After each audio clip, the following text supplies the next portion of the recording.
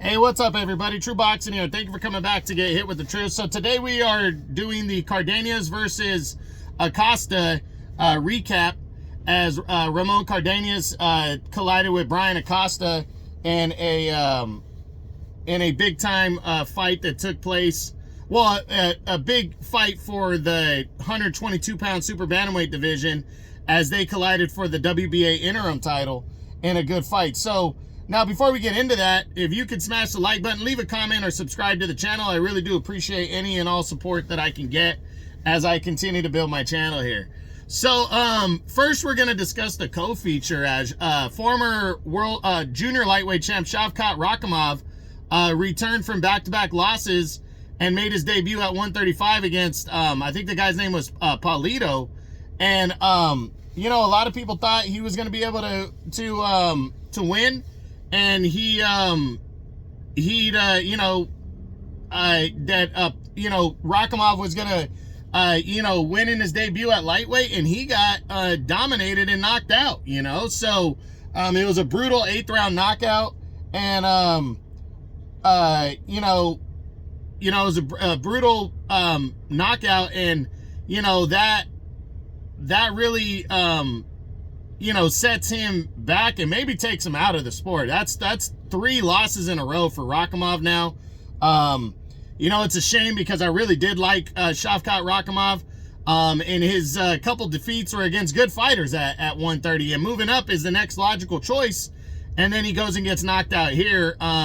He had to go in the hospital. They cleared him when he came out of the hospital, so he's okay. But yeah, that's a tough one right there. So I'm not sure we're going to see Rakhimov anytime soon. Paulito, I think it was more of an upset than anything. I don't really take too much from that. So I'm not going to do a what's next video on him, because I don't really think beating Rakhimov, guarantees him a top 10 spot. But hey, you never know. So that's it on him. So the main event now, Acosta and Cardenas.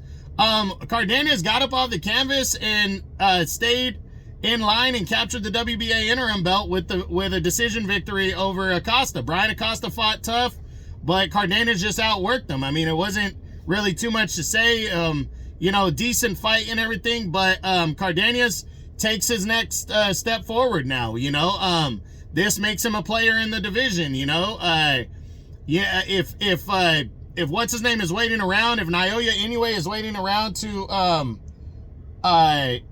if he's waiting around to fight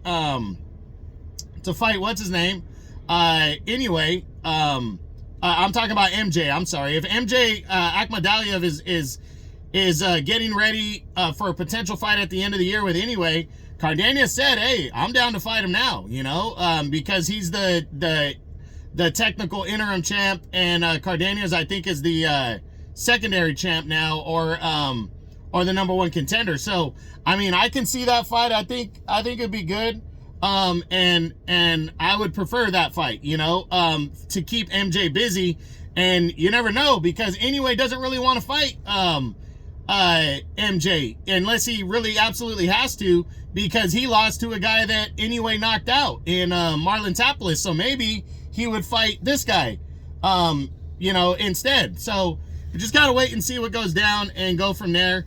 But yeah, I really like the fight. I do, if they were to get it on. But a good performance for Cardenas. He's taking a big step forward in a division that, at some point, we know maybe by the end of the year, and anyways, probably going to be moving out of the division, and this is going to leave the division wide open. But you never know. A good performance, if he could pull off an upset over MJ, then Cardenas could be staring down anyway by the end of the year. You never know. All it takes is one big win in this division, and that could get you there. So we'll see what happens. But that's it. That's what I got. That is my Cardenas versus Acosta Probox TV recap.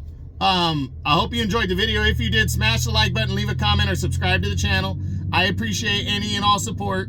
This is True Boxing, and you've been hit with the truth.